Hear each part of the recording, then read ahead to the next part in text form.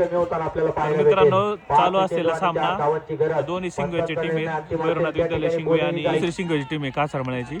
तर नक्कीच 5 आपण बॉलामध्ये पाहतोय. 4 धावांची गरज आहे. फिल्डर पहा किती क्लोज लावलाय. आता मात्र डॉट चेंडू नक्कीच मैदानाच्या आतमध्ये आणि 4 धावांची गरज नक्कीच मैदानाच्या आतमध्ये आपण पाहतोय. फिल्डरले क्लोज लावलाय बा. नंदकिशोरने बॅटला बॉल नक्कीच त्या ठिकाणी लावला गेला. एक धाव पळून पूर्ण नक्कीच आपण पाहतोय आणि समीकरण बदललं गेलं आहे. 3 चेंडू आणि 3 धावांची गरज नक्कीच मैदानाच्या आतमध्ये. आता मात्र फटका सजवलाय. चेंडू हवेत असेल. क्षेत्ररक्षक पात्र त्या ठिकाणी दर्शक बनेल. फेट्याचा रुबाब पिशीवर ताव. बॉल जातोय गोटीच्या बाहेर. षटकार मारला ना राव. विजयी फटका भैरवनाथ विद्यालय शिंगवे विजयी षटकार मारून सामना जिंकवलाय. छत्रपतींचा छावा मिळाल्या 6 धावा.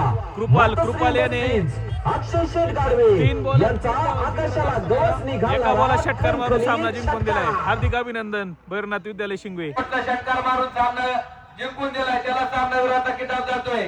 वितरण करण्यासाठी शशांक थोरात दोस्ती डेडवेलचे संघमालक यांच्याकडून सन्मान चिन्ह देऊन पाहतोय. शेवटच्या बॉलवर षटकार खेचून काढला आणि विजयी फटका नक्की त्या ठिकाणी कृपाल यांच्या बॅटमधून आला. नक्की त्या ठिकाणी कृपाल यांना वाढ करताना